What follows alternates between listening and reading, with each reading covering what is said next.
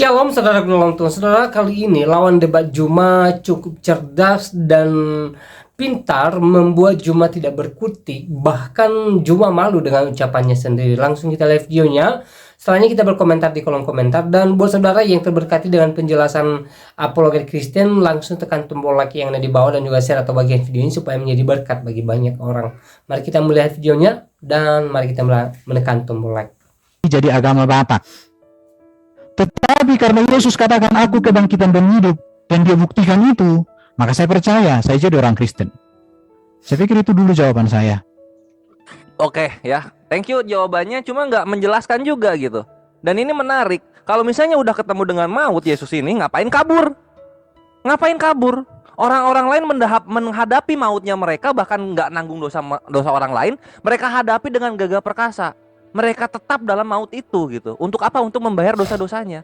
Yesus ngapain kabur? Lu katanya mau bayarin utang dosa gua, kok kabur? Baru 3 hari udah gak kuat, diem di alam maut, udah gak kuat ya. Ini kan namanya kalau dalam pinjaman online, Ben, ini namanya gagal bayar. Kenapa gagal bayar? Iyalah, katanya mau bayar, katanya mau bayar. Ini sebentar. Uangnya. Terus sudah dikasih uangnya, diambil lagi, gagal bayar namanya. Itulah kenapa domba orang Yahudi itu nggak ada yang hidup lagi. Sapi-sapi orang Muslim itu nggak ada yang hidup lagi. Gitu loh. Roma 6 nomor 23. Perhatikan Roma 6 nomor 23. Jangan lu bantah ini. Upah dosa adalah maut, bukan upah dosa adalah bangkit. Ayatnya itu harus coba baca lengkap dong. Allah Paulus sudah ngomong begitu. Ayo. Ya udah gantian. Apa yang lu okein, apa yang lu okein sekarang? Oke, saya jawab ya. Ya coba jawab. Kenapa kabur dari maut? Yesus bukan kabur dari maut. Yesus sudah menyelesaikan tugasnya. 3 hari nyelesain dosa apa 3 hari? Gua tanya. Dosa apa 3 hari bisa ketebus? Jangan dipotong. Yesus Oke. Jadi gini ya. Tadi gua sedikit langsung dipotong. Bukan, karena premimu jangan terlalu panjang itu aja. Oke, jadi Yesus bukan kabur dari maut, karena tidak ada ayat Alkitab mengatakan Yesus kabur. Tetapi dikatakan bahwa Yesus bangkit dari maut. Artinya, Yesus sudah mengalahkan maut. Maka dikatakan, hai maut, di manakah sengatmu? Kok dikalahkan? Mautnya dihadapi, sebentar. Jangan dikalahkan. Kan sudah dihadapi dulu, baru dikalahkan. Mana bisa? Iya, mana bisa dikalahkan tanpa dihadapi? Karena sudah dihadapi dulu. Makanya dia kalahkan dan dia bangkit. Oke, sebentar ya, udah ya. Gitu loh. Oke, jadi jawaban saya tadi memang tidak menjawab bagimu karena kamu bukan mencari jawaban, tapi kamu sedang berpolemik. Oke, ayat yang kamu kutip tadi itu kutipan yang sepenggal. Upah dosa adalah maut, tetapi kasih karunia Allah adalah hidup yang kekal. Jadi kalau kamu untuk semua orang yang percaya. Untuk semua orang yang percaya. Untuk Yesus. Udah, saya pikir diganti dulu ya. Orang ini nggak cerdas. Loh, kok diganti? Udah. Kok diganti? Ini belum beres loh. Moderator, main waktu aja 5 menit. Ini belum beres. Jangan juga 5 menit karena ini kan bahas topik Kristen. Bertanya secukupnya, saya menjawab. Tapi jangan dipotong sama Korea. Ben, gimana sih Ben? Oke ya. Ben, gimana sih jawaban lu, Ben? Upah dosa kan adalah maut, Ben. Bukan upah dosa adalah bangkit gitu. Sebentar. Jadi kalau ada orang mengatakan Yesus kabur dari maut, artinya orang itu adalah takabur hidupnya di situ. Ya. Baru Yesus posisinya bangkit atau mati sekarang? Yesus sekarang hidup selama-lamanya, dia di surga. Itu dia, kabur kan, aturan membayar maut, ini malah hidup dia. Jadi gini ya, kalau kamu tadi bikin utang, kalau kamu punya utang, kalau kamu sudah lunasi hutang, apakah kamu tetap di tempat itu untuk berhutang? Kan enggak. Kan tugas sudah selesai. Ini kan sudah selesai. Analogi yang bagus ini. Kalau gua sudah selesai, utang, maka apakah gua tetap berhutang? Enggak dong. Nah sekarang posisinya, kalau gua bisa lunas dalam 3 hari, utang apa gua cuma 3 hari? Makan di warteg. Kalau Kores kan kamu nggak ada kuasanya. Tapi Yesus itu kan berkuasa di bumi di surga. Jangan kau bandingkan. Ngapain masuk ke alam maut? Justru dia harus pergi ke alam maut itu supaya dengan itu dia membuktikan semuanya bahwa dia Kalau kebangkitan misalnya dan dia mau hidup. membuktikan, kenapa cuma Oke. 3 hari kuatnya? Ya kan kalau maumu kan dia mati selama-lamanya. Itu kan Ini maumu. 2,2 miliar manusia dosanya macem-macem, Ben. Iya, cukup 3 3 hari hari nebus apa, sudah Ben? diselesaikan oleh Yesus.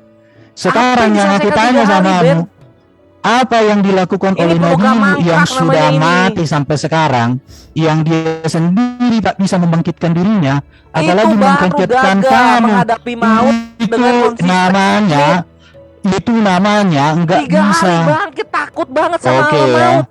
Jadi gini ya, semakin cepat selesai, semakin hebat. Semakin lama selesai, semakin tak ada beresnya. Ya semua orang yang Nah, gak bayar utang contoh. kayak Contoh enak-enak ya, aja hidupnya. contoh. Kalau Rusia dengan Ukraina hanya 1 jam selesai, Rusia langsung menyerah. Semua negara di dunia katakan hebat. Tapi ini sudah 30 hari, maka orang berkata, di manakah kehebatannya? Kan sudah mulai bertanya. Yesus 3 hari sudah selesai, tapi kami mau Nah, sekarang lama-lama. orang Ukraina yang mati Udah. ada lagi 3 hari. Ya, udah. Aku pikir sudah cukup ya. Terima kasih Lanjut, kawan-kawan. lanjut. Dipikirin, Ben, dipastiin. Udah cukup. Ada Bang Pertanyaannya, Juma, ada Bang Juma. Yang dijemput, Pertanyaannya, Ben. pertanyaannya tidak cerdas, tidak Oh, tidak cerdas. cerdas. Oke Oh, ya. tidak Udah, Kores. Ben. Maka Fahmi, dari itu Fahmi. gue bilang juga lebih gagah manusia-manusia Oke, lain. saya pikir Siksa terima kasih hidupnya ya. puluhan tahun, Ini ada- kemudian dia Oke. mati, dia bangkit lagi Saya kira untuk cukup ya. menghadapi mautnya. Daripada Fahmi, Yesus tolong yang di- propaganda Oke. menyatakan bahwa dia Udah, bisa udah, mati, tapi Gantian, mati Kores. cuma 3 Oke, hari. sudah Ini apa cukup yang dibayar? ya. Saya katakan begini. Oke, Ya udah, ya udah. oke. Udah ya, Ini saya juga pikir udah ada Gurunda di sini, Ikhwah. Gantian. Salah Iya, Adil. siap. Ini oke. Jadi karena dari tadi saya tunggu apakah ada yang raise hand lagi, setelahnya ternyata tidak ada yang raise hand, maka saya Bang Juma biarkan. nih ada gitu. masuk nih Bang Juma. Lebih baik kita bikin diskusi aja antara ini mumpung ada Bang Zuma. Silahkan kita diskusi aja Bang, biar nggak ini Bang, nggak cuma satu arah gitu kan nggak enak juga kita. Enggak, lah Erben mau siap ditanya terus ini sama siapa aja. Jadi gini, asalkan mereka jangan memframing aku lah dia ini. 1 room ini kula dia ini. Kenapa rupanya?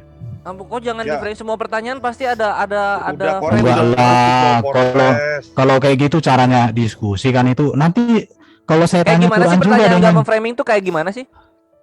ya Udah, udah kamu nggak sadar. Berarti kamu ini udah penyakit jiwa Ini kamu. Bang Juma udah open mic nih Kores. Gua penyakit jiwa. Iya.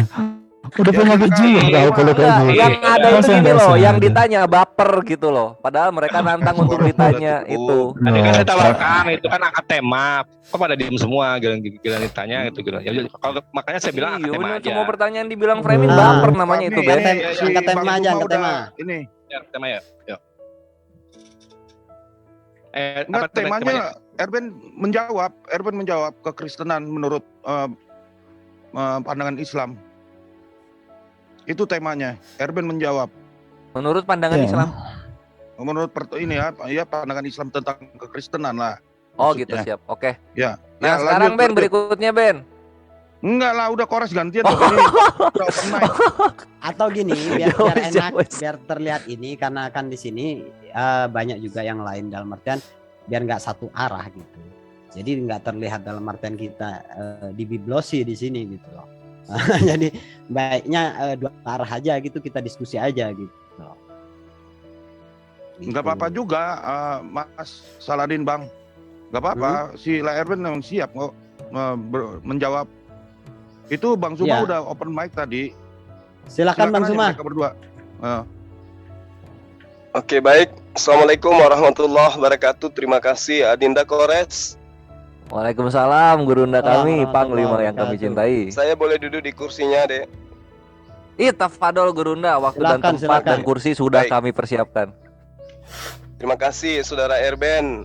Saya ingin bertanya kepada saudara, Kristen ini kan agama besar, ajarannya juga ajaran yang sudah dikenal, ya. Hanya saja tokoh-tokoh yang kemudian menjadi objek pembicaraan itu adalah tokoh yang pernah hidup di tengah-tengah Bani Israel. Yang ingin saya pertanyakan, kalau konsep Kristen itu adalah sebuah kedikdayaan yang tidak diragukan kebenarannya, termasuk daripada Yesus mati di salib menebus dosa, kenapa orang-orang Yahudi mayoritas hari ini itu tidak menjadi Kristen? mereka tidak memahami tentang konsep yang diajarkan gereja hari ini. Pernahkah saudara Erben bertanya, kenapa orang-orang Yahudi tidak menjadi mayoritas Kristen? Kemana kisah Yesus yang digaungkan di dalam Bibelnya orang Kristen? Kenapa tidak ada di dalam pengajaran kitab-kitab orang Yahudi? Kenapa perjanjian baru tidak dibacakan, tidak diajarkan di dalam sinagoge, tempat ibadahnya orang Yahudi hari ini? Ada apa saudara Erben dengan itu semua? Silakan. Mengapa orang Yahudi tidak menjadi orang Kristen? Pertanyaan yang sama sebenarnya bisa dialamatkan juga kepada orang Islam. Mengapa orang Yahudi tidak beragama Islam? Bahkan Salah. orang-orang sebentar. Bang, salah kalau Anda mengambilkan perumpamaan. Kenapa orang Dengar Arab tidak menjadi dulu. Islam? Nah, itu baru benar. Enggak juga. Ya, karena kejadian Islam Bentar itu dulu. bermula dari ajaran Kamu Nabi kok Muhammad jadi anak SAW. bentar, Jadi kamu Anda kok jangan jadi mengambil anak TK perumpamaan yang tidak terus? selaras. Mau diskusi Oke. dengan profesormu lah, jangan kamu anak TK kamu. Kalau Oke, Anda kalau- mengambil Islam, berarti harus Kan merujuk kepada sebentar. baginda Rasulullah Muhammad SAW. Sebentar. Di mana? Enggak, saya luruskan. Enggak Di mana juga. Islam itu Udah, sebentar dibawa oleh dulu. baginda Rasulullah Muhammad SAW. Oke, sebentar ya. Udah. Oke, silakan. Jadi jangan Oke. ambil contoh Islam. Enggak sepadan. Pada tahun pertama sampai tahun 300, kekristenan itu memang teraniaya, termasuk juga dianiaya oleh orang Yahudi, bahkan juga dianiaya oleh bangsa-bangsa Romawi pada waktu itu. Karena kekristenan menjadi agama negara, itu terjadi tahun 300-an, 301 di Armenia setahu saya. Jadi banyak juga orang-orang Yahudi yang menjadi Kristen. Tetapi kemana mereka? Mereka teraniaya. Yahudi yang sekarang itu adalah Yahudi yang sudah diaspora kemana-mana. Bahkan Yahudi yang ada di Israel sekarang itu baru 48 atau 6 berapa itu. Bahkan lebih dulu Indonesia. Jadi kalau belajar sejarah, belajarlah secara utuh. Tetapi yang bisa saya pastikan adalah murid-murid Yesus itu adalah orang-orang Yahudi. Bahkan kitab-kitab Yahudi untuk kitab PL sejak semula itu sudah digunakan oleh gereja sebagai acuan gereja dalam pengajarannya, bahkan sampai hari ini disatukan. Tapi justru di dalam Muslim kitab-kitab terdahulu itu semuanya nggak ada, dengan kata sudah dipalsukan. Jadi bro, kalau pertanyaannya seperti itu mengapa ya? Karena mereka menolak Yesus. Bahkan dalam pemahaman kami, penolakan mereka terhadap Yesus mengakibatkan mereka terusir dari Yerusalem. Makanya tahun 70 kan bait Allah kan itu dihancurkan. Bahkan waktu itu orang-orang Kristen banyak teraniaya. Jadi kekristenan itu tidak pernah memberitakan Injil dengan mengangkat pedang, mengintimidasi, mengancam, tidak. Tapi kekristenan itu memberitakan Injil dengan prinsip Kristus, itu kasih. Dan lagian juga di dalam kekristenan tidak ada paksaan untuk menjadi orang Kristen, tidak ada. Cukup hanya diberitakan. Jadi kalau orang Yahudi tidak menjadi orang Kristen karena memang kekristenan nggak memaksa, itu dikembalikan kepada mereka. Tapi Yesus katakan, ingatlah tanda-tanda akhir zaman, ketika pohon ara telah bertunas, itu menunjuk kepada orang Yahudi. Orang Yahudi nanti akan melembut. Makanya sekarang ini sudah mulai banyak orang-orang Yahudi yang percaya kepada Yesus. Tapi untuk Yahudi di Israel sangat minim. Tapi Yahudi di Amerika, Yahudi di Rusia, Yahudi di negara-negara lain itu banyak yang jadi Kristen. Tapi Yahudi di Yerusalem, di Israel sana memang mereka sangat minoritas. Oke, saya pikir sudah cukup itu. Ya, saya tanggapi ya, Bang. Jadi begini, ketika sahabat saya mengatakan tentang konsep Kristen hari ini itu tidak diterima oleh orang-orang Yahudi karena tidak ada paksaan terhadap agama Kristen. Mungkin itu ada benarnya. Tetapi coba kita melihat konsep. Ini yang saya tanyakan, konsep manusia, Tuhannya mereka kemudian dikatakan menjelma menjadi manusia. Apakah karena konsep ini sampai mereka tidak terima menjadi Kristen? Atau memang karena tidak dipaksa? Ya, jadi ini bukan mengenai paksa ataupun tidak. Ini mengenai konsep. Apakah konsep itu bisa diterima oleh mereka atau tidak?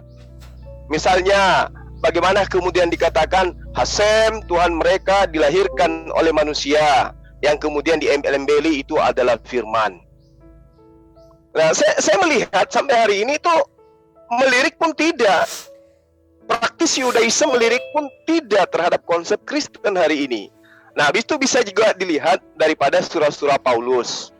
Bagaimana kemudian Paulus itu bersuratnya bukan kepada orang-orang Yahudi, tapi bersuratnya kepada orang yang di luar daripada ruang lingkup pengajaran Yesus pada masa itu. Tapi begini, Saudara Erben, saya cuma ingin ada titik temu aja. Kalaupun misalnya orang Yahudi menolak Kristen hari itu, ya Islam juga mengajarkan bahwa mereka adalah kaum tegar tengkuk. Maka karena itulah kemudian kami mengimani Yesus itu sebagai nabi, sebagai rasul yang ditolak oleh Bani Israel. Nah, sekarang saya ingin tahu dari saudara yang mendalami ajaran kekristenan, adakah titik temu antara pengajaran Yesus yang mengajarkan Taurat dengan pengajaran Paulus yang mengajarkan surat-suratnya? Mereka pernah duduk bersama? Tidak. Mereka pernah mengalami namanya proses belajar mengajar, yang menyampaikan dan yang disampaikan, yang mengutus dan yang mengutus? Tidak. Dalam kehidupan nyata. Atau memang tidak ada? Karena satu hal yang perlu dipahami, murid-murid Yesus itu dinasihatkan oleh Yesus agar waspada kepada ahli kitab. Nah, ini ahli kitab yang diwaspadai menurut Yesus adalah dia yang membawa-bawa nama Yesus, yang kelak nantinya memanggil Yesus itu sebagai Tuhan dan akan diusir. Orang-orang ini akan diusir. Nah, ini yang ingin saya tahu. Saya penasaran, ini sungguh penasaran. Kenapa orang-orang Yahudi yang konon ceritanya moyang mereka hidup bersama dengan Yesus, kalau konsep keselamatan yang ditawarkan gereja hari ini betul-betul bersumber dari Yesus, bukan karena adanya muatan dari luar daripada Yerusalem, maka boleh dong saya minta, ada enggak titik temu daripada pengajaran Paulus, di mana Paulus itu pernah benar-benar menerima mandat untuk menerima ajaran keselamatan dari Yesus, seperti misalnya dosa waris dan seterusnya, salib, kebangkitan dan seterusnya. Ada enggak itu pengajarannya? Layaknya Abu Bakar menerima dari Rasulullah Muhammad SAW, Utsman menerima dari Rasulullah Muhammad SAW. Karena kami umat Islam memahami perpanjangan tangan Allah kepada seluruh umat manusia itu melalui baginda Rasulullah Muhammad SAW. Dan kami juga memahami dan mengimani perpanjangan tangan Allah pencipta langit dan bumi kepada Bani Israel itu melalui Yesus. Oke. Nah, Oke, sebentar. Tidak ada di dalam ajaran Yahudi dan Kristen bahwa Hasem menjadi manusia. Sampai dunia menjadi botak dan sampai Jul menjadi bukan manusia, tidak ada ajaran di dalam Alkitab Hasem menjadi manusia. Itu catatan yang harus. Tetapi yang ada adalah firman. Sebenarnya kalau kita Firman mau ini bahas siapa, di Bang? dalam, sebentar dulu dong. Kamu aku bilang Gurunda tapi anak TK. Tolonglah jangan TK terus udah, kawan. nggak usah nyerang pribadi, Oke. Ben. Kalau sudah Oke, kepepet, dengar ya. nggak usah. Bentar dulu. Anda mengatakan tidak Oke. ada Hasem jadi manusia. Nah, sekarang Oke. firman itu siapa? Bagi Hasem. Sebentar dulu. Kau tuh gimana sih? Oke, jadi jangan ganggu dong ketika aku jelaskan. Tidak ada Bukan menjelaskan, catatan. Anda mengaburkan. Babi kau kurang ajar, tai kau. Hasem, Recording stopped. firmannya itu apa? Hasem dan firmannya beda. Kau tai, kau tai. Nggak ada otakmu. Orang jelaskan nggak mau kau. Anda mengatakan tidak ada orang Yahudi mengimani Hasem jadi manusia. Sebentar, Lalu firman itu apa? sebentar. Silakan. Jadi otak tai jangan dipakai lah dalam dialog.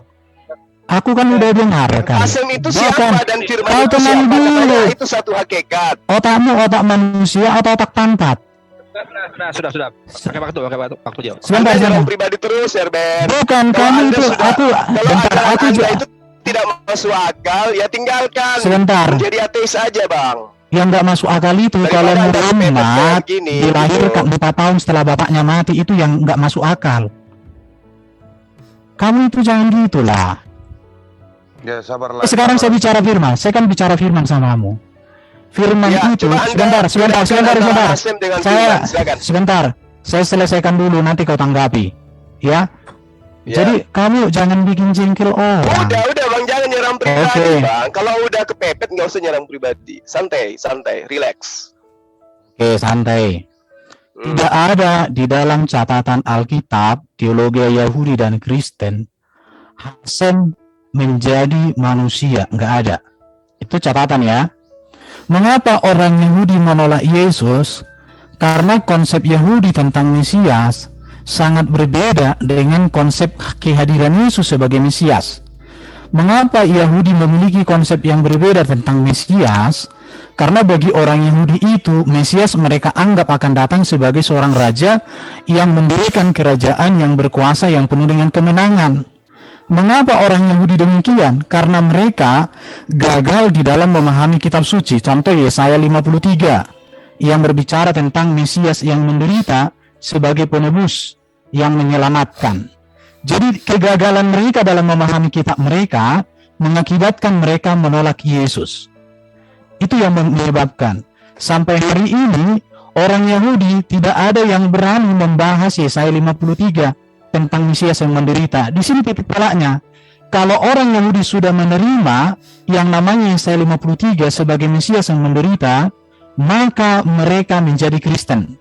Dan saya pernah satu Zoom dengan orang Yahudi Kristen yang mengatakan, mengapa orang-orang Yahudi tidak menerima Yesus sebagai Mesias?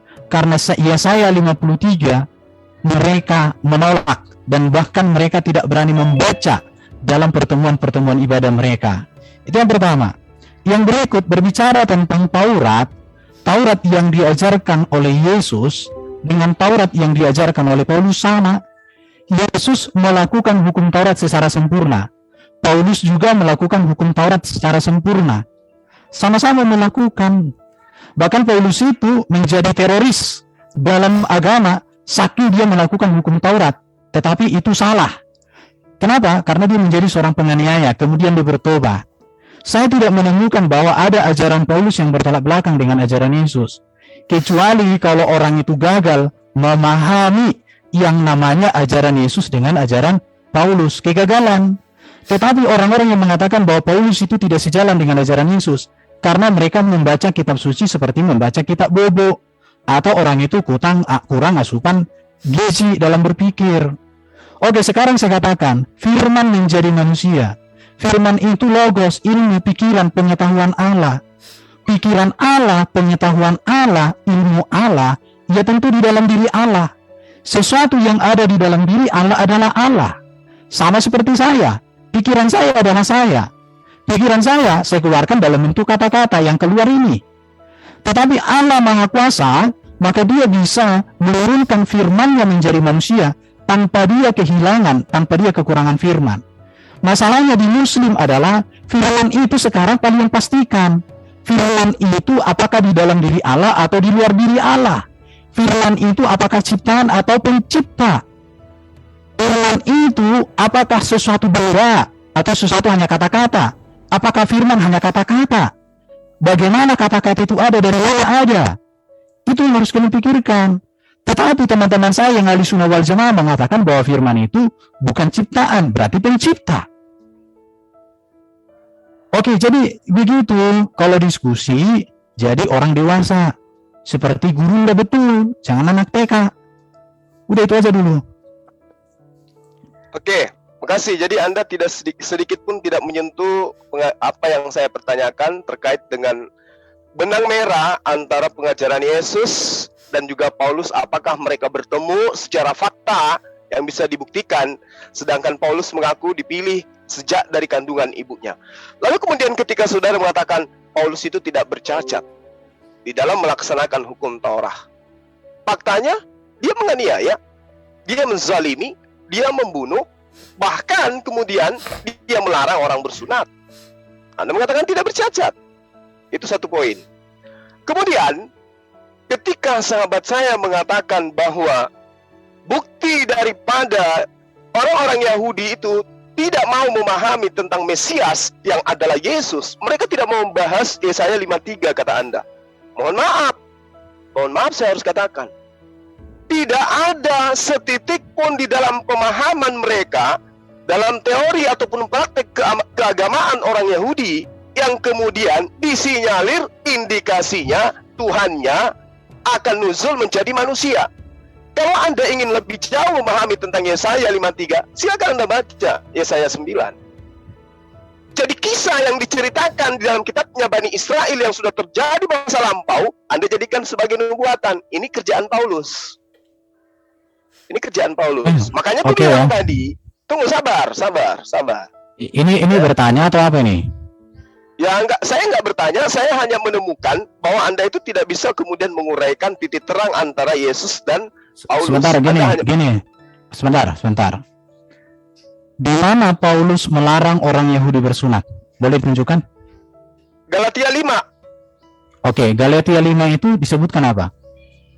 Di sana dikatakan jika engkau menyunatkan dirimu, Yesus Kristus tidak berguna bagimu. Ya. Kalau dibaca seutuhnya, bagaimana kalimatnya? Boleh kita share screen? Silakan Oke, Anda share screen. oke. Sebelum masuk ke situ ya, nanti kita bahas sunat. Ya, Anda belum bisa mengurai ya antara Yesus dan Paulus, belum ada ketemu Oke ya. Sebentar. di situ. Saya akan Oke, jelaskan samamu. Silakan. Yang pertama, Paulus pembunuh. Dia membunuh atas dasar ajaran dia sebagai orang Yahudi. Karena bagi orang Yahudi, sesuatu yang ajaran dianggap mereka melenceng dari ajarannya layak dilakukan. Maka saya katakan, Paulus ini seperti teroris, membunuh atas nama Tuhan. Bahkan dia berseru nama Tuhan. Sama seperti teroris yang bom gereja itu, Allahu Akbar juga dia. Seperti itulah Paulus. Tetapi Paulus Jangan kemudian sadar. kemana-mana, Pak. Oke, supaya kalian langsung mengerti. Udah hanyut, Ya. udah hanyut jadi Jadi, pelampung. Oke, yang berikut saya tadi sudah tegaskan, tidak ada hasem Tuhan Allah itu jadi manusia, baik dalam teologi Yahudi dan Kristen. Tapi kamu ulang-ulangi. Coba sekarang kau buktikan di mana ada data Alkitab Tuhan menjadi manusia, ada kalimatnya begitu. Tolong tunjukkan jumlah di mana ada. Oke. Justru begini. Sebentar, Saudara Erben, datanya supaya nggak ada begini. datanya, maka itu Oke, yang kemudian saya sudah. pertanyakan. Kenapa Sebentar. orang Kristen Sebentar.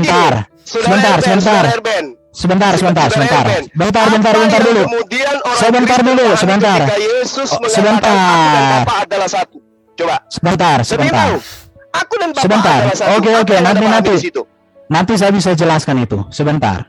Berarti ketika kamu mengatakan Tuhan menjadi manusia dalam ajaran Kristen, sebenarnya kamu tidak berbicara data Alkitab, tetapi kamu berbicara data framing. Dan saya tegaskan samamu, tidak ada di dalam teologi Kristen yang benar bahwa Allah Yahweh itu menjadi manusia di dalam rahim Maria, tidak ada. Yang ada adalah firman-Nya yang kekal di dalam dirinya diturunkan menjadi manusia, namanya Nah, itu dia. Yesus Kristus. Sekarang saya tanya. Oke. Sekarang saya tanya sama Anda. Sebentar. Kalau berbicara tentang teofani firman, dalam berbicara firman jadi manusia, sebenarnya di dalam konteks PL juga dikatakan ada teofani. Di dalam pemahaman teologi Kristen, bahkan orang-orang Yahudi juga, itu adalah firman Allah yang mengambil rupa manusia. Makanya Abraham, bahkan ketika Musa, itu yang suara dari pohon, dikatakan Tuhan berbicara dari pohon. Kalau di Quran, kalau di Alkitab Tuhan berbicara dari semak-semak. Apakah yang ada di semak-semak itu Tuhan? Itu di dalam pemahaman Kristen adalah teofani dari Sang Firman. Teofani dari Sang Firman itulah yang disebut sebagai Tuhan itu. Tetapi memang karena kalian tidak percaya kepada kitab PL dan tidak pernah menjadikan kitab PL itu menjadi kitab kalian, sehingga kalian tidak mengerti yang namanya teofani. Gak usah Terus, perlu jauh, sebentar. Jadi dengar dulu.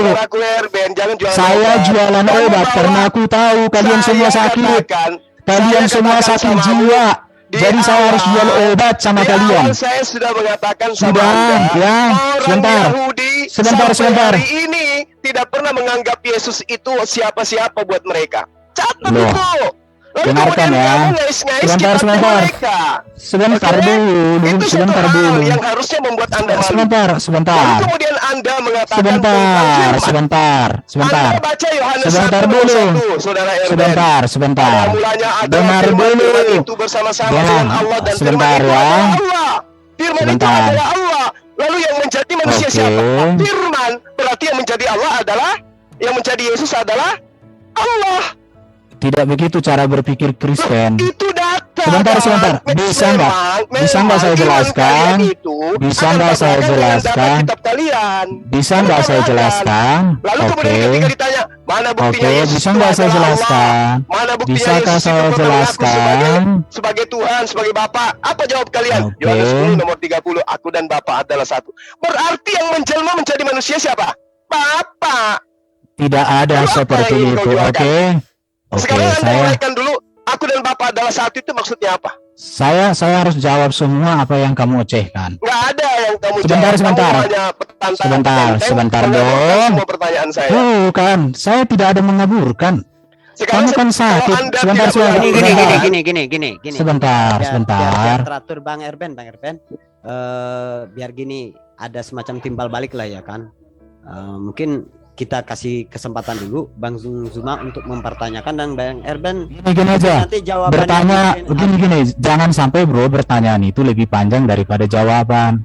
Di mana-mana Gini, seperti itu. maksud saya biar- statusku nggak bertanya, Bang. Saya menjelaskan tentang kitab Enggak. kepada Anda yang tidak tahu. Kalau kamu menjelaskan tidak ada yang jelas. Yang kamu Saya jelaskan itu, menjelaskan kitab yang Anda kamu kepada Anda. jelaskan Paham? itu, yang kamu Itu jelaskan benar. itu ajaran Erben, setan, saya tidak punya ajaran waktu, iblis, Erben. ajaran Saya punya ajaran akal, setan, tapi saya ajaran mampu iblis. mengajarkan Itulah kamu yang kami tentang beritakan. Jadi apa yang hanya kami menyampaikan sampaikan? lima- Bentar. Sabar. Jadi begini. Baiknya kita diskusi aja biar dua arah gitu. Nah, Sebentar ya. Jadi biar dua Sebentar. arah Bang Erben. Iya. Ya. Aku tenang, aku di mana-mana aku tenang. Iya, makanya Tapi itu. Juma, gini bro, moderator juga harus bijak. Kalau Juma Iya, ini membuat lebih baik framing, gini, Bang. karena ini Saya nggak ada yang membuat framing. Saya Sebentar, katakan sama Anda, sebentar. saya lebih pantas Kau menjelaskan kitab diam, Anda daripada Anda. diam. Bentar. Diam dulu, diam. Bang Erben. Anda imani saja. Kalau saya Diam, sudah diam. mengenal. Diam dulu ya. Aku mau bilang begini. Kalau ajaran Kristen seperti yang kamu jelaskan, maka saya katakan saya nggak mau jadi Kristen. Tetapi karena ajaran Kristen bukan seperti yang kamu jelaskan, maka saya menjelaskan samamu. Iya. Artinya, Saya diam dulu. tidak sedang menjelaskan ajaran Kristen. Ya sudah. Saya sedang Berarti menjelaskan kamu Bible, kitab Anda. tidak ada kamu menjelaskan Bible. Saya menjelaskan Tapi- kitab Anda. Saya tidak Tidak. menjelaskan Kristen. Karena saya tahu Kristen Aduh. itu bertentangan dengan ajaran Yesus. Dari tadi kutanya samamu, di mana ayat Alkitab mengatakan Tuhan jadi manusia? Kamu nggak ada tunjukkan datanya. Loh, tadi kamu Jadi- tunjukkan Yesaya 53. Siapa di situ? Yesaya Itu Tuhan, 53. ciptaan Tuhan. Sekarang saya tanya, Yesus yang kau katakan ada dinubuatkan Yesaya 53 itu ciptaan Tuhan atau Tuhan? Kau goblok Apa yang banget. Anda katakan sekarang? Kau goblok Itu banget sih. adalah firman Goblok banget yang sih ada kamu. di dalam diri Maaf ya. Bapa. Kamu Gini, tuh gini. disebut orang gurunya tapi bodohnya minta ampun loh, Ini Bang betul. Erben. Saya rasa. Kau katain saya Aduh. bodoh, tapi kau bicara Kau itu mengenai imanmu. bodoh kali. Kamu melupakan yang tertera dalam kitabmu. Gini. Beda Ini kan? untuk semuanya gini lah. Bang Erben mendingan dua arah daripada dalam artian nanti kan Bang Zuma bertanya.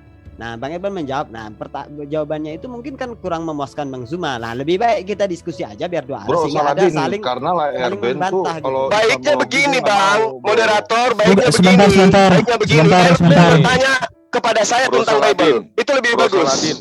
Bro Ini Saladin kamu harus tegas juga. goblok banget, Bro kamu Saladin harus goblok. tegas Lebih juga. baik kamu yang Kalian- bertanya Bible. Masa saya, enggak? Erben. Dah, itu Erben emosi banget, mending diganti aja Sebentar. Kalau emosi, kok Sebentar. kata-katanya kasar, Bukan, udah kasar. bukan. Erben, kamu lebih Oh, pantas tanya aja. Bible ke saya. Sebentar Iya, ya. mending gitu aja. Kalau Ajaran saya bertanya Alkitab. iman, Sebentar. Jojo. Sebentar. Semua ajaran Alkitab yang diklaim Juma adalah ajaran Alkitab. Bagi kami orang Kristen itu ajaran setan. Itu ajaran Nah, Oh, iblis. berarti kau katakan Itu dia. Bible itu Silakan ajaran lanjut lagi. setan. Iya. Ya, syukurlah. Akhirnya kamu Jadi paham. kalau Ya, syukurlah. orang Muslim percaya bahwa ajaran Kristen seperti yang disampaikan Juma, maka saya katakan kalian Muslim Saya percaya kepada berdasarkan ajaran setan dan Bible. iblis. Sekarang saya Nah, validasi kau sama bertanya Mus. Bible-mu, setan. Sekarang Sudah. sekarang Lebih saya baik ini aja kita Kamu bahas kalau- satu topik, Erben. apa kamu Jadi- bodoh juga kamu lagi. Hei, Erben, kalau kamu nerotol Oke. terus, nggak gantian, kamu itu siapa? Gitu loh. Gantian. Makanya aku bilang Bang, dia pantasnya bertanya Bible ke saya. Nah, ada, waduh, kasihan banget kamu. Kalau saya Semua, materinya jadi tanya gini ya. tentang iman Kristen, baru tanya kamu. Tapi kalau bertanya Bible, Sekarang, tanya ke sekarang, saya, Elben. sekarang saya tanya sama kau. Bagaimana baginda Muhammad lahir setelah 4 tahun bapaknya meninggal? Datanya silakan. Oke, saya share video. Ditampilkan, jangan berasumsi. Oke, saya share video. Video sudah Ini ada teroris rekaman nih. pada masa itu. Jantungan kau toh. Ada kameramen pada saat itu. Ada bu data di dalam video itu. Jantungan dia langsung. Ada kameramen pada saat itu. Langsung jantungan. Langsung. Gimana dong? Silakan lo tunjukkan datanya, silakan. Saya jawab, saya jawab. Itu berawal dari narasi riwayat dari namanya itu Al-Waqidi dan Ibnu Sa'ad. Ibnu Sa'ad itu menempatkan kematian dari Abdullah itu pada saat Hamzah itu berumur 4 tahun. Itulah sebenarnya keracuan di situ. Ini tidak ya. Kehamilan 4 tahun. Ini terjadi ada siaran langsung nih di TV orang Arab. Ini TV orang Arab ya. Kalian nonton aja ini. Ini ada di TV orang Arab. Debat langsung nih. Ada profesor dari Al Azhar di sini. Ben, kamu kok goblok dari dulu nggak pinter-pinter sih Ben. Itu profesor dari Mesir Pak yang ngomong. Bang Erben, tunggu dulu. Ya, saya mau Tadi kan jawab ya, sudah saya mau dijawab. Jadi kamu Ya. diam dulu, kamu dengarkan apa yang dijawab. Saya jawabannya. tunjukkan dulu dong datanya. Udah, saya udah nonton itu. Itu ngaco. Ini ya, jadi mau jawab. Mana ada ngaco datanya ada di situ orang sesama muslim debat kok. Sebentar. Dengar dulu Saya lah. jawab dulu. Nanti kalau kamu dengar terima nggak apa-apa, tapi dengar dulu kan. Gini. Jadi itu berawal dari riwayat yang dari Ibnu Sa'ad dan Al-Waqidi. Keduanya itu menempatkan waktu kematian Abdullah itu pada saat Hamzah berumur 4 tahun. Sedangkan di dalam riwayat yang sama itu kan Abdullah dan Abdul Muthalib itu kawinnya sama waktunya, sehingga dianggap itu kelahiran dari Rasulullah SAW dan kelahiran dari Hamzah itu bersamaan. Tapi di dalam narasi yang sama juga itu kematiannya Abdullah itu nggak berlangsung lama setelah Hamzah itu lahir. Disitulah kebingungannya. Tapi ada masalah penting di situ. Dia itu yang diriwayat yang oleh Ibnu Sa'ad dan Al-Waqidi itu tidak bersanad. Dan itu kemudian dikomentari juga oleh siapa? Oleh Ibnu Katsir, oleh At-Tabari dan sebagainya. Dan mereka semua sepakat bahwa ini tidak bisa dipercaya. Gitu ya. Itu jawaban singkatnya seperti itu. Silakan yang lain. Dalam video itu ada seorang dokter yang lulusan dari luar. Ada juga tokoh muslim dan mereka berdebat. Jadi udah. Saya butuh gini. data. Saya butuh data. Layaknya ketika saya menjelaskan kepada kamu, anak Ahasia lebih tua 2 tahun dari ayahnya Yoram. Saya ada data 2 Tawarik 21 nomor 5. Itu data. Kau takut toh? 2 Tawarik 22 nomor 1 sampai 2. Anak lebih tua 2 tahun dari bapaknya. Itu data namanya. Nah sekarang kau tunjukkan video. Astagfirullahaladzim. Itu bukan data apaan orang itu? di video dari Arab kayak dari mana kayak kita acuan kita nggak ke sana, ada acuannya. Saya juga bisa bikin yang kayak gitu-gitu Erben. Tapi ini data di dalam kitabnya Bani Israel yang kalian ambil, ya. Saya tanya sama Anda, di dalam 2 Tawarik 21 nomor 5, 2 Tawarik 22 nomor 1 nomor 2, anak lebih tua 2 tahun dari bapaknya sendiri. Ada datanya. Buka Bible-mu. Sekarang mana datanya yang sesuai dengan video dalam Al-Quran? Ada nggak? Surah apa, ayat berapa? Sebentar. Di dalam video itu yang berbicara itu dah. Kenapa sih aku nggak dengerin dulu ya? Teman-teman muslim. Jangankan video, manusia pun bisa diedit menjadi Tuhan. Kalau hanya pemberitaan hoax gitu kawan. Oke, udah. Kembali. Ya.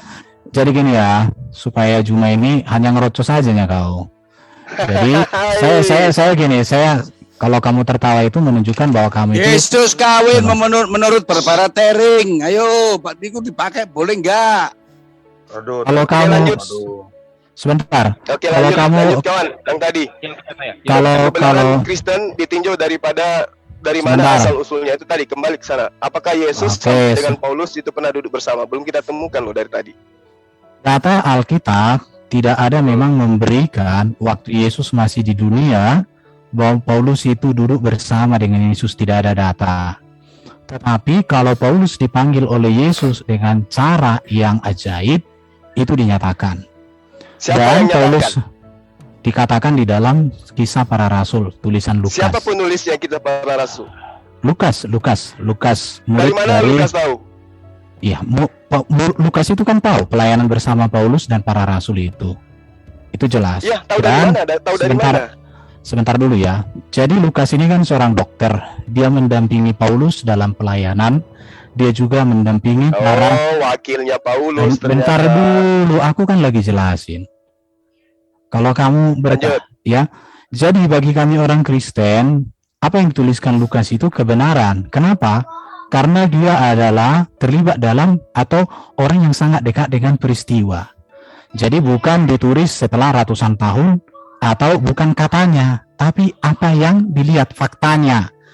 Di situ baru kalau berbicara tentang apa ajaran Paulus yang sejalan dengan Yesus, yang pertama ya, berbicara tentang bahwa Allah itu Esa.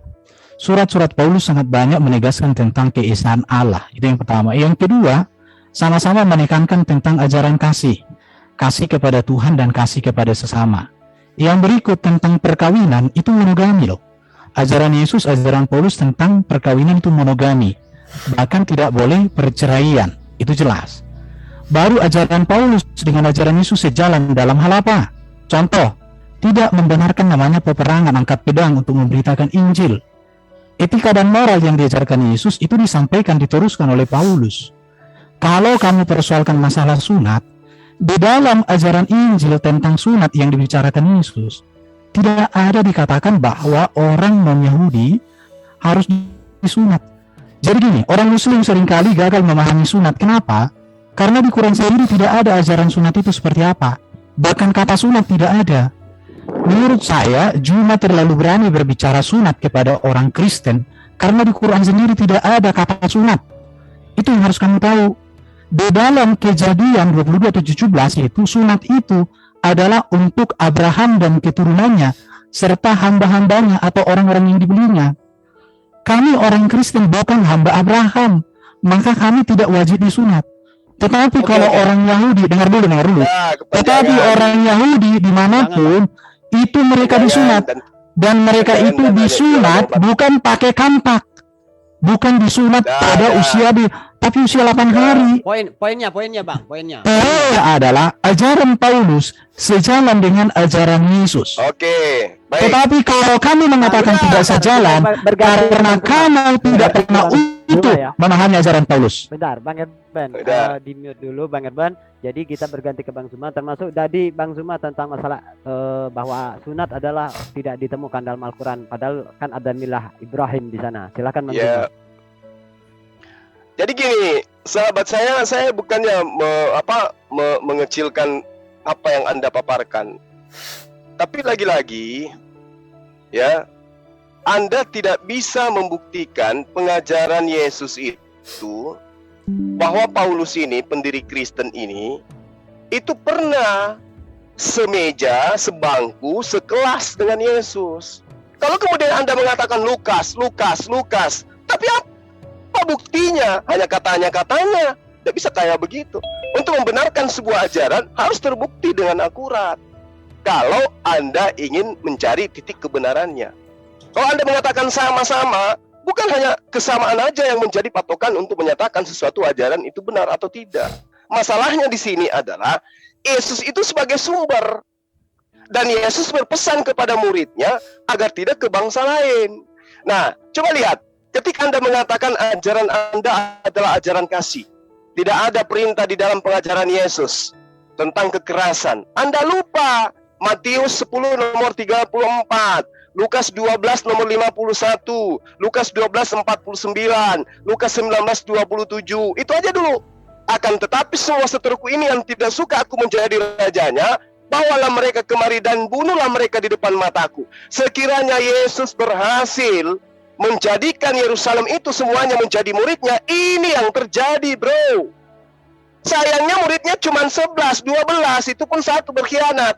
Andai saja Yesus berhasil menggalang kekuatan di tengah-tengah pemerintahan Romawi pada saat itu, ini yang terjadi. Sedangkan tidak terjadi, ya kita lihat bagaimana penjajahan di atas muka bumi. Jadi itu Anda harus pahami. Jadi kasih itu bungkus, bawa pulang, itu nggak berlaku. Kemudian ketika Anda mengatakan tidak ada ajaran sunnah di dalam Al-Quran, A'udzubillahi minasyaitonirrajim, bismillahirrahmanirrahim. Tsumma auhayna ilaika an ittabi'a millata Ibrahim hanifan wa ma kana minal musyrikin. Perintahnya jelas, ikuti ajaran Ibrahim. Apa ajaran Ibrahim? Salah satunya sunat. Itu kenapa dikatakan ajaran Ibrahim? Kenapa dikatakan dinul? Kenapa dikatakan din? Kenapa dikatakan milah Abraham? Karena perintah sunat itu datangnya dari Allah. Berarti ajaran, berarti kalamullah, berarti perintah dari Sang Pencipta.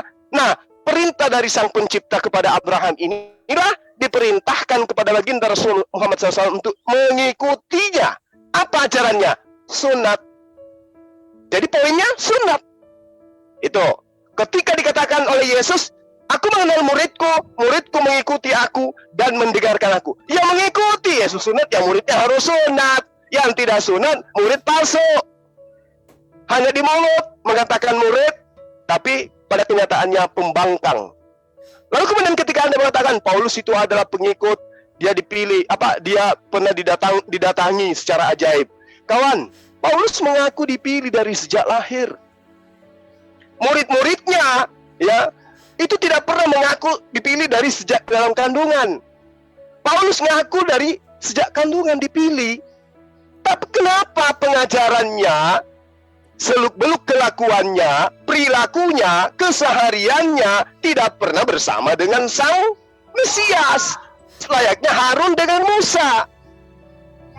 Kenapa? Ada apa? Sementara Yesus memperingatkan murid-muridnya, waspada kepada ahli Taurat, waspada kepada orang Farisi, orang Saduki. Siapa dia? Itu yang perlu kamu pahami. Karena itulah kemudian saya ingin membantu Anda memahami jejak di mana bisa kita temukan Paulus pernah bertemu dengan Yesus mengajarkan tentang konsep jangan bersunat. Kalau kau bersunat, Yesus Kristus tidak berguna bagimu. Sementara Yesus sendiri mengatakan, ya, pengikutku adalah mereka yang melakukan pekerjaan yang aku lakukan. Yesus sunat, Yesus sujud dalam beribadah, menyembah hanya kepada satu Tuhan. Dia menjalankan syariat, aturan-aturan Tuhan yang ada dalam perintah yang termaktub di dalam kitab Nabi Musa. Nah, Paulus tidak. Dia mengatakan, dulu aku hidup di dalam Torah. Lalu kemudian setelah aku hidup di dalamnya, kuasa maut itu datang. Tapi setelah dia datang Yesus Kristus membebaskan dia, maka dia bersuka cita lagi. Tidak lagi hidup di dalam ketentuan-ketentuan Tuhan. Galatia 5 nomor 1, 1 Korintus 15 nomor 56, Filipi 3 nomor 7, 8 dan seterusnya. Ya, jadi kita belum menemukan titik terang antara pengajaran Yesus dan pengajaran Paulus. Silakan. Oke, tanggapi Erben. Oke ya. Oke, 5 menit Saya untuk menanggapi ya, Bang Erben. saya akan presentasi. Dengarkan baik-baik ya. Oke, silakan disimak. Oke. Oke, kita lihat bukti-bukti kerasulan Paulus meneruskan dan meneladankan ajaran Yesus. Jelas tentang Allah itu Esa. Sama, yang berikut Yesus memanggil Allah itu sebagai Bapa. Paulus juga, ya, data-datanya ada. Kemudian ajaran Yesus tentang perkawinan dengan ajaran Paulus tentang perkawinan sama, monogami, kesetiaan, kesucian, data-datanya ada. Ajaran Paulus tentang kasih kepada Tuhan dan kasih kepada sesama dengan ajaran Yesus sama, data-datanya ada, saya tidak usah.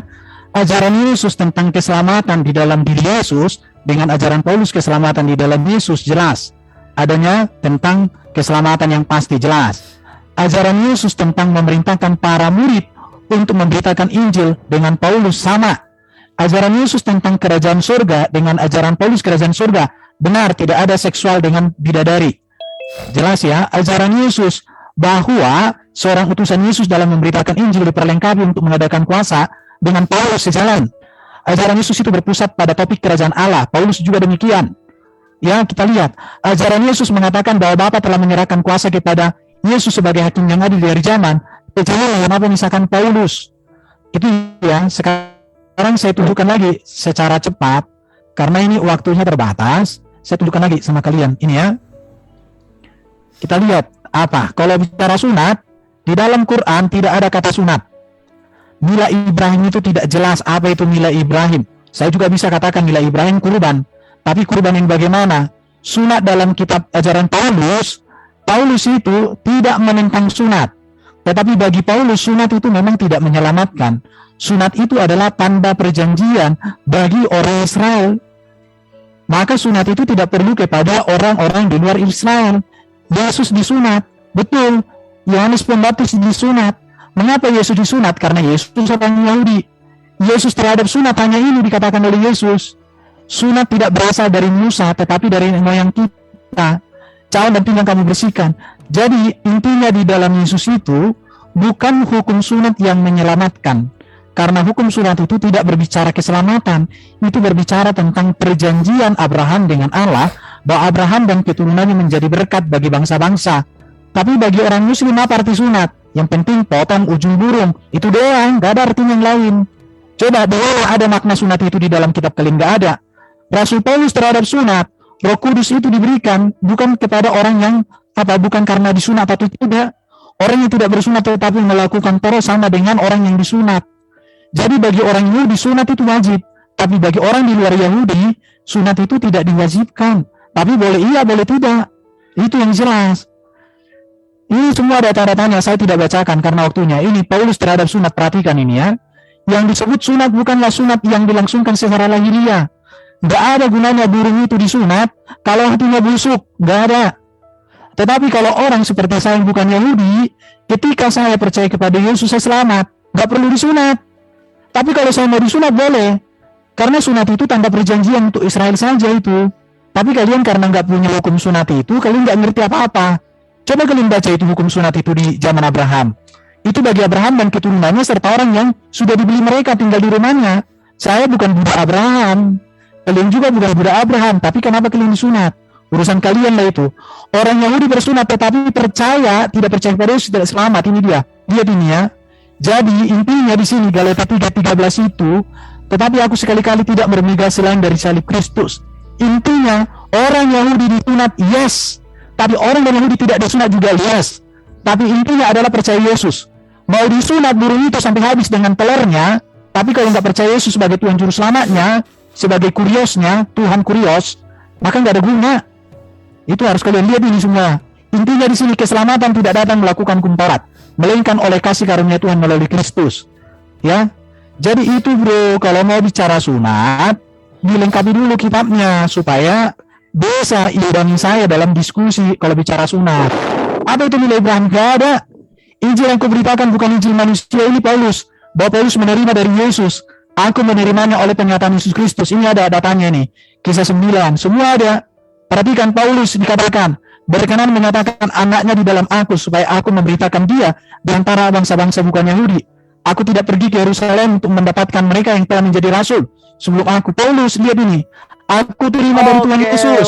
Oke, ini semua ada perataannya ada ya. Bahwa Paulus itu diangkat Tuhan. Silakan Bang Suma ditanggapi Bang Suma. Saya kalau bicara data lengkap. Makanya saya katakan Anda itu tidak menjelaskan, yang ada mengaburkan. Ketika Anda berbicara mengenai sunat dalam Islam, Allah menerangkan, Auzubillahi minasyaitonirrajim. Bismillahirrahmanirrahim. Wa izibtala Ibrahim rabbuhu bikalimatin wa atammahunna. Qala inni ja'iluka linnas imama. Jadi ini kepada seluruh umat manusia. Qala wa min zurriyyati. Qala la yanalu ahdiz zalimin. Hanya orang-orang yang zalim yang tidak berlaku janji Allah kepada mereka. Artinya, orang-orang zalim ini ketika diperintahkan bersunat, ya mereka menganggap sunat itu bukan apa-apa. Itu orang zalim, dan orang zalim itu kekal di neraka. Ayat ini sudah sangat jelas menerangkan. Ingatlah ketika Ibrahim diuji Tuhannya dengan beberapa kalimat, lalu dia melaksanakannya dengan sempurna. Dia Allah kemudian berfirman, sesungguhnya aku menjadikan engkau sebagai pemimpin bagi seluruh umat manusia. Kemudian Ibrahim berkata, dan juga dari anak cucuku. Allah berfirman, benar, tetapi janjiku tidak berlaku bagi orang-orang yang zalim. Jadi janji Allah kepada Abraham tidak berlaku bagi orang-orang zalim memang. Mana orang zalim itu? Orang zalim yang diterangkan oleh Allah di dalam kitab Kejadian nomor 17 pasal 14. Orang-orang yang tidak menyunatkan dirinya harus dihukum, harus dibasmi karena tidak menepati janjiku. Ini adalah perjanjian kekalku. Itu data. Kalau data, saya nggak perlu tunjukkan yang kayak data-data kayak begitu tadi. Tapi cukup teman-teman pahami, ya. Data ini sangat jelas. Kemudian ketika Al-Quran menerangkan perintahnya ikut kepada millah Abraham, berarti harus ikut kepada Nabi Abraham. Dalam konsep kalam, dalam konsep perintah kepada Abraham tentang apa yang dititahkan Allah kepada dia dan keturunannya secara turun-temurun. Nah, kemudian kita sanggah apa yang diterangkan oleh pengikut Paulus barusan. Di dalam kitabnya Yesus, Taurat, Kejadian, Imamat, dan seterusnya, di situ diterangkan begitu bagaimana detailnya tentang sunat. Inilah perjanjianku yang harus kamu pegang, perjanjian antara aku serta keturunanmu, yaitu setiap laki-laki di antara kamu wajib disunat. Keturunan secara turun-temurun, Kejadian 17 nomor 10. Lalu kemudian keturunannya Abraham, Lukas 2 nomor 22, disunat Yesus. Imamat 12 nomor 3, pada hari ke-8 haruslah dikerat daging kulit khitan anak laki-laki. Itu yang terjadi terhadap konsep pemahaman Ibrahim, keturunan Abraham dari silsilah Yakub, Ishak. Coba kita bandingkan. Nah, ini kita bandingkan nih orang yang kemudian melakukan pengajaran yang tidak berkesesuaian dengan ajaran Yesus. Galatia 5 nomor 2. Sesungguhnya aku Paulus berkata kepadamu, jikalau kamu menyunatkan dirimu, Kristus sama sekali tidak akan berguna bagimu. Ini Paulus dapat ilmu dari mana? Sementara Yesus sendiri mengatakan di dalam Matius, tidak setitik pun dihilangkan meskipun yang paling terkecil di dalam hukum Taurat sebelum langit bumi lenyap. Jikalau kamu menyunatkan dirimu, Kristus sama sekali tidak berguna bagimu. Paulus tahu ini dari mana? Setidaknya saudara Erben bisa menunjukkan perkataan Yesus kepada Paulus. Tapi mana perkataan itu? Harusnya Paulus mengatakan, kalau Yesus berkata kepada Paulus, Paulus kemudian menyampaikan, Yesus berkata, jikalau kamu menyunatkan, tapi ini tidak. Paulus sendiri yang berkata, kedudukan Paulus tinggi mana dengan Yesus? Tapi kalau kemudian saudara Erben mengatakan, itu kan untuk kami yang non-Yahudi, ya sudah, berarti Anda harus menelan. Anda bukan pengikut Yesus. Karena pengikut Yesus kudu wajib hukumnya mengikuti apa yang kemudian Yesus ajarkan kepada Bani Israel. Makanya Yesus mengatakan, waspadalah, waspadalah, waspadalah. Waspada kepada siapa? Bukan kepada bangsa Arab, tapi bangsa Bani Israel itu sendiri. Nah, Paulus ini siapa? Bani Israel, katanya sih. Demikian. Oke, tanggapi, Erben, silakan. Berarti Juma ini nggak menyimak apa yang kusampaikan tadi. Sebelum saya membahas sunat itu, saya mau katakan ayat yang kamu kutip tadi dari sini, ini berbicara ketika Yesus datang nanti di hari zaman ini, bro. Akan tetapi semua seteruku itu yang tidak suka aku menjadi rajanya, bawalah mereka kemari dan bunuhlah mereka di depan mataku. Memang nanti ketika Yesus datang kali yang kedua, dia akan menjadi raja segala raja, dia menjadi hakim yang adil. Yang namanya hakim itu tentu menghukum orang yang berdosa, memasukkan ke neraka. Dan itu yang terjadi di situ, namanya hakim. Kalau hakim itu memasukkan orang berdosa ke surga, itu namanya bukan hakim, bro. Itu ecek-ecek itu. Jadi bertobatlah kalian yang menolak Yesus, itu maksudnya di sini. Kalau nggak bertobat, maka akan dicampakkan. Bukan di masa zaman Yesus ini dilakukan, tapi ini berbicara tentang akhir zaman. Masalahnya di sini, bro itu kan kurang suka membaca utuh. Sekarang saya tunjukkan sama kamu, bro, tentang sunat dalam konteks Abraham ini datanya.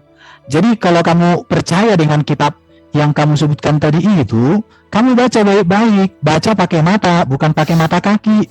Sunat pertama kali dibicarakan dalam Alkitab peristiwa Abraham, yaitu sebagai tanda perjanjian kepada Abraham sebagai bangsa yang diberkati Tuhan dan menjadi berkat bangsa-bangsa. Itu jelas. Inilah perjanjianku, setiap laki-laki di antara kamu harus disunat, betul. Perhatikan, Yesus orang Israel disunat, Paulus orang Israel disunat, semua orang Yahudi disunat. Setiap laki-laki di antara kamu turun-temurun. Masalahnya cuma kamu keturunan Abraham enggak? Kalau ada, mana silsilahmu? Baginda Muhammad aja masalah keturunan Abraham belum ada kesepakatan di Muslim, bro. Baik yang lahir di rumahmu maupun yang dibeli dengan uang dari salah seorang asing, tetapi tidak termasuk keturunanmu kalau sudah dibeli. Kami belum dibeli Abraham, bukan orang Yahudi. Orang yang tidak disunat, yakni laki-laki yang tidak dikerat kulit katanya, maka orang itu harus dilenyapkan dari antara orang-orang sebangsamu. Jadi ini perintahnya. Kalau saya kan bukan tinggal di bangsa Israel sana. Kalau saya di Israel, saya disunat karena saya harus mengikuti peraturan mereka. Saya nggak di Israel. Aku di Indonesia, aku di tanah Batak, aku orang Batak, aku. Dia telah mengingkarinya. Jadi bro, kalau kamu membaca, baca teliti. Kamu kan guru juga. Anak TK kamu, bro. Kamu bilang tadi apa yang kujelaskan ini mengaburkan buatmu. Kenapa? Karena kamu mau kesesatan ajaran iblis yang kau ajarkan itu didengarkan orang. Saya ketika aku datang, semua ajaran iblis yang kamu sebarkan tentang kekristenan itu saya kaburkan, bila penting saya lenyapkan. Itulah tujuan saya berbicara di sini, bro. Di situ ya, baru dikatakan orang-orang Yahudi tidak bersunat dilenyapkan. Betul. Makanya orang Yahudi dimanapun sampai hari ini disunat. Tapi kalau bukan orang Yahudi nggak perlu disunat, bro. Itu dia, makanya harus jelas. Jadi bro Juma, saya katakan gini, kamu kan suka mengajarkan Alkitab secara salah. Kenapa? Karena kamu nggak pernah membaca, kamu nggak ngerti namanya hermeneutik, berbicara konteks dekat, konteks jauhnya. Yang penting kamu comot, kamu nggak tahu latar belakangnya. Aku heran lihat kamu. Makanya supaya kau layak jadi gurunda, kau harus jadi muridku dulu, bro. Kalau kamu sudah jadi muridku, maka kamu layak jadi gurunda. Karena banyak murid-murid aku yang sudah lulus. Akhirnya mereka panggil aku gurunda. Tapi aku bilang, jangan panggil aku gurunda. Cukup Juma, gurunda TK, aku bilang. Jadi bro, saya katakan begini ya. Jadi kalau berbicara sunat, tadi di dalam Quran itu, ikut mila Ibrahim. Ibrahim itu kok dengar-dengar itu katanya disunat pakai kampak. Ya kalian disunat pakai kampak lah kalau gitu. Gak begitu cara belajarnya juga. Mila Ibrahim itu apa saja? Apakah hanya sunat? Sunat itu seperti apa? Kalian paham nggak? Kalau kalian mengerti sunat itu seperti yang ayat baca tadi, ayat yang mana menjadi acuan kalian disunat? Sehingga kalian disunat berapa hari gitu ya? Kecuali kalau Ibrahim yang ada di Quran, bukan Abraham yang ada di Alkitab. Kalau begitu sunatnya bagaimana urusan kalian lah itu? Jadi saya mau katakan, tidak ada kata sunat di dalam Quran. Bahwa Ibrahim itu agama, iman, terserahlah apa di situ. Abraham itu Allahnya Allah yang Esa, bukan Allah Yesus itu. Allah mereka itu dipanggil sebagai Bapa. Ya, jadi kawan-kawan, saya mau katakan sama kalian supaya kalian itu jadi orang yang luar biasa. Ya, jadi nanti kau cari dulu apa itu sunat, apa artinya, latar belakangnya, tujuannya kemana-mana. Itu kau jelaskan dulu. Jangan hanya mila Ibrahim apa, kenapa di surat tadi sekian. Ya, oke. Jadi ajaran Paulus poligami nggak ada, ajaran Yesus juga nggak ada, tapi ajaran baginda yes, berarti beda. Waktu habis. Baik, saya tanggapi yang terakhir. Ya, kalau kemudian Saudara Erben tadi mengatakan bahwa dia percaya kepada Yesus, justru kalau percaya kepada Yesus wajib hukumnya sunat. Tapi dia katakan saya bukan Bani Israel, berarti Anda bukan pengikut Yesus. Karena Yesus memang mengajar hanya kepada Bani Israel saja. Nah, kemudian berbicara mengenai sunat, Anda mengatakan tidak wajib bagi kalian karena kalian Batak. Artinya Yesus memang tidak bukan untuk kalian. Kan Yesus mengatakan aku diutus kepada domba-domba yang hilang dari Bani Israel. Murid-muridku mengikuti aku, mendengarkan aku. Berarti mau Anda ikuti nggak bisa, karena Anda bukan masuk dalam golongan siswanya, muridnya. Anda di luar kelas. Ya, Anda di luar kelas. Makanya nanti ada yang diusir. Orang-orang yang menyebut Yesus Tuhan, bernubuat, mengusir setan, bermujizat, nama Yesus diusir. Karena bukan bagian daripada muridnya. Orang luar yang ngaku-ngaku kemudian. Lalu Anda bercerita tentang apa tadi? Tentang poligami. Bukan, Anda bercerita tentang Lukas, ya. Anda mengatakan itu berbicara mengenai hari kiamat. Aduh, Erben. Anda mengaku gurunda. Banyak murid Anda tapi tidak ada yang panggil Anda gurunda, sakit hati Anda. Di dalam Lukas 19 nomor 27 itu tidak berbicara mengenai hari kebangkitan. Ini berbicara mengenai seteru Yesus yang ditolak pada masa itu. Ya. Lalu kemudian di dalam pengajaran Lukas nomor 14 nomor 26 ini Yesus sudah mengatakan, jika engkau mau jadi pengikutku, kamu kudu wajib membenci bapak, ibu, istri, anak-anak, saudara laki-laki, perempuan, bahkan nyawamu sendiri. Jadi kalau Anda mengatakan yang tadi itu bukan seperti yang Anda gambarkan, ini datanya sudah ada. Jikalau seorang datang kepadaku dan ia tidak membenci bapaknya, dia tidak bisa menjadi muridku. Kalau orang tidak membenci ibunya, nggak boleh menjadi muridku. Lalu kemudian Yesus dengan terang mengatakan di dalam data yang saya sajikan kepada Anda di awal, bahwa Lukas 12:41 itu bukan mengenai akhir zaman atau hari kebangkitan. Aku datang untuk melemparkan api ke bumi. Di bumi, bro. Ya, bukan di hari kebangkitan. Dia melemparkan api ke bumi supaya apa? Supaya api itu telah menyala. Lukas 19 nomor 27, seteruhnya itu harus dibunuh di depan matanya. Terkait dengan poligami, ketika Anda itu menggunakan akal sehat, kitab yang lebih tua daripada kitab yang Anda pegang sekarang, itu mengajarkan Yesus menjanjikan 100 istri buat pengikutnya. Bukan buat Anda loh ya, pengikutnya. Itu Anda harus pahami, Saudara Erben. Nah, sepanjang Anda menjelaskan, Anda sedikit pun tidak memberikan titik terang antara pengajaran Yesus dengan pengajaran Paulus. Yang Anda akui percaya kepada Yesus adalah ketika Anda melaksanakan perintah Paulus, baru Anda dikategorikan sebagai percaya kepada Yesus. Padahal percaya kepada Yesus ya, percaya bahwa dia utusan Tuhan. Itu poinnya. Kalau Anda percaya Yesus, maka Yesus bagi Anda adalah nabi. Yesus bagi Anda adalah rasul. Tidak ada embel-embel firman menjadi manusia. Lalu Anda mengatakan tidak ada Hasem jadi manusia. Tetapi firman katanya adalah Hasem itu sendiri. Firman adalah hal yang kekal di dalam dirinya sendiri. Pada mulanya adalah firman. Firman itu bersama-sama dengan Allah. Firman itu adalah Allah itu sendiri. Siapa Allah di situ? Hasem. Yang kalian sebut Yahweh. Lalu kemudian aku dan Bapa adalah satu. Apa maksudnya? Iya, Yesus adalah Yahweh itu sendiri. Lalu Anda mengatakan, mana dalilnya di dalam kitabnya Yahudi bahwa Yahweh jadi manusia? Lah memang nggak ada. Karena itu tinggalkan ajaran itu. Karena nggak ada ajaran itu. Yesus hanya nabi. Yesus hanya rasul. Dan ending kesaksian Yesus itu yang harus dipercaya. Bukan ajaran Paulus. Yesus bersaksi tentang dirinya. Yohanes 5 nomor 36. Ada kesaksian yang lebih penting dari kesaksian Yohanes. Yaitu bahwa aku melakukan pekerjaan. Dan pekerjaan itu yang bersaksi tentang aku, bahwa Bapa yang telah mengutus aku. Jadi sehebat apapun pekerjaan Yesus, ya, dia bisa membuat roti menjadi gunung, gunung menjadi mobil, mobil menjadi pesawat. Kesaksian dari pekerjaan itu hanya sebagai utusan Tuhan. Waktunya habis. Oke. Silakan. Oke, saya tanggapi ya. Jadi percaya Yesus wajib sunat, tidak ada juga ajaran Yesus. Bahkan kata sunat setahu saya yang diajarkan Yesus itu tidak seperti yang kamu bilang.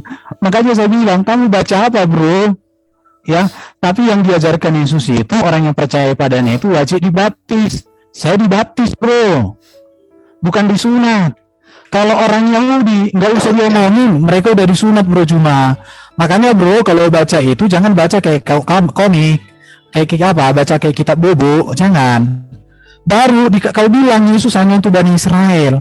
Tapi banyak orang Muslim klaim Yesus sama dengan Isa. Isa itu rahmat bagi semesta alam. Dia hakim yang adil di hari zaman. Katanya satu hakim yang adil di zaman. Bagaimana ini? Amir mana ini? Aduh, jangan gitulah. Waktu-waktu dong. Di situ ya. Jadi kamu kadang demi menyerang atau demi ingin mengalahkan aku, tapi saya pastikan gak akan pernah aku kalah kalau kau kayak gitu masih. Ya, ilmumu harus Ya ini profesor. kamu sedang melawan Dengar dulu. ajaran Yesus, Erben. Kau lagi melawan ajaran Sebentar, jangan potong dong, jangan potong. Di mana ajaran Yesus mengatakan kalau percaya pada hari sunat? Yesus ini. Tidak ada ya. Jadi kalau cuma mengatakan ada, itu kolok-kolok. Oke. Baru saya mau tegaskan samamu, firman itu adalah Allah, adalah di situ N dari kata ini itu artinya bahwa gini, pikiranku ada dalam diriku, maka pikiranku adalah aku. Firman Allah di dalam diri Allah, maka firman Allah ya Allah, karena di dalam dirinya itu artinya. Saya udah ulang-ulang jelaskan samamu, apa perlu nanti apa dikasih catatan terus. Sebentar, belum selesai. Masa udah selesai? Makanya aku dan Bapak adalah satu ini saya presentasikan samamu bro, supaya kamu mengerti. Belum ada 5 menit, jangan gitu. Perhatikan ini ya. Kata satu di situ tuh. Timernya dulu. Ya udah, oke udah, bikin aja. Enggak usah lagi 5 menit, potong 2 menit. Itu kata satu itu di situ bro, adjektif, neutral, singular, nominatif, nodigri. Kata sifat netral, tunggal, subjek, sederajat, setingkat, setaraf. Jadi Yesus dengan Allah sama-sama memiliki sifat sederajat, setingkat, setaraf dalam pekerjaan yang sedang dikerjakan, dan itu dikerjakan terus-menerus. Oleh sebab itu maka arti kata kami adalah satu di situ. Yesus dan Allah sedang mengerjakan satu pekerjaan dan terus-menerus mengerjakannya secara bersama-sama. Yesus dan Allah dalam mengerjakan pekerjaan tersebut memiliki sifat sederajat, setingkat, setaraf. Artinya seluruh pekerjaan Yesus yang sedang dan terus dikerjakan merupakan pekerjaan Allah atau sedang bekerja bersama-sama Allah. Dapat juga dikatakan bahwa pekerjaan Allah nyata di dalam apa yang dikerjakan Yesus. Hal ini terlihat dengan jelas dalam ayat 25b. Pekerjaan-pekerjaan yang kulakukan dalam nama Bapakku, itulah yang memberi kesaksian tentang aku. Dan juga dalam ayat 32 di mana Yesus berkata, banyak pekerjaan yang berasal dari Bapakku, kuperlihatkan kepadamu. Jadi ayat ini tidak sedang menunjukkan bahwa Bapak Yesus sendiri, enggak ada itu. Itu ajaran beda. Jadi kalau kamu mengatakan ajaran Kristen seperti yang kau katakan, artinya kamu itu selevel dengan ajaran bidah di Kristenan. Ini saya tunjukkan aja arti-artinya, supaya saya nggak usah baca-baca semuanya. Oke, jadi berjumpa, Yesus dan Bapa itu kata satu di situ itu, saya tunjukkan ya, sebentar. Kata satu itu, ini, kau lihat ini adjektif neutral singular. Contoh, saya kasih gambaran supaya kamu gampang mengerti. Aku dan kau juga satu. Satu apa Juma? Satu bangsa. Satu apa? Satu debat, satu room. Jadi satu itu jangan kau pikir satu biji. Makanya harus belajar kita ini menjadi orang yang cerdas. Harus layak jadi guru, bukan anak TK. Itu yang saya katakan. Jadi firman di dalam diri Allah. Ya di dalam diri Allah firman itu Allah lah firman. Salam Tuhan, di videonya kita sudah apa seperti kamu pikiranmu bukan kamu. Apa pikiranmu di luar dirimu kan juga. Dibicarakan oleh apologet Kristen ya bersama dengan lawan bicaranya ya, termasuk di dalamnya Juma ya, mereka membahas tentang ajaran Yesus Kristus dengan ajaran Rasul Paulus. Apakah ajaran kedua tokoh ini sama atau berbeda? Nah, saudara dalam Tuhan, banyak pernyataan dan pertanyaan yang disampaikan kepada apologet Kristen ini, tetapi luar biasanya ya, apologet Kristen ini menjawab pertanyaan-pertanyaan dengan baik, dan tentu dia menjawab dengan Alkitabiah gitu loh ya. Nah, saudara dalam Tuhan, pertanyaan mengenai apakah ajaran Paulus dengan ajaran Yesus ini sama atau berbeda? Jawabannya adalah ajaran Rasul Paulus dan Yesus sama. Karena ajaran Rasul Paulus ya bersumber dari ajaran para nabi terdahulu dan juga ajaran Yesus Kristus sendiri ya.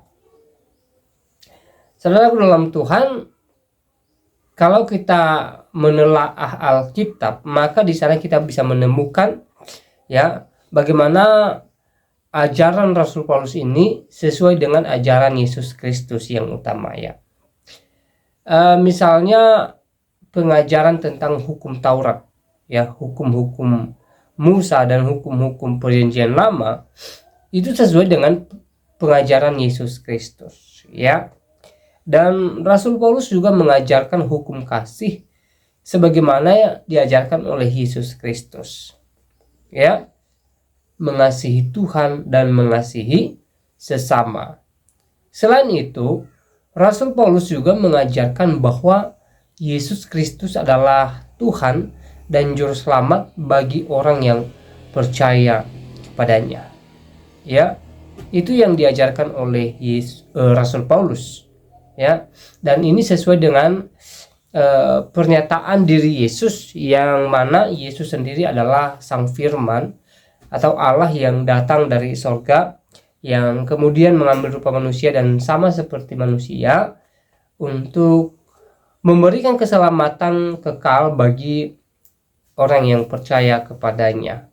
Inilah yang diajarkan oleh Rasul Paulus kepada jemaat-jemaat yang dia layani dan tentunya kepada umat Kristen hingga saat ini.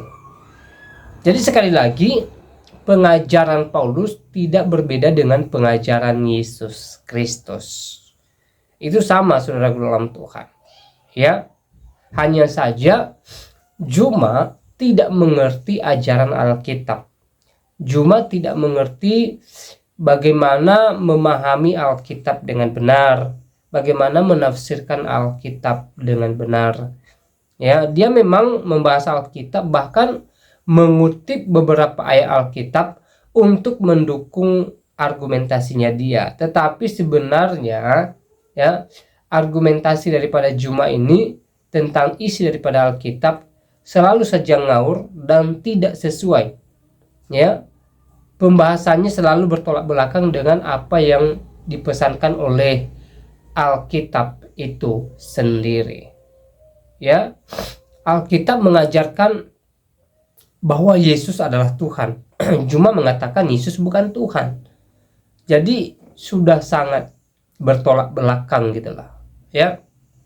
Dan hal-hal lain yang dibahas Juma tentang isi Alkitab selalu saja berbeda dengan apa yang dipesankan oleh Alkitab. Nah, saudaraku dalam Tuhan,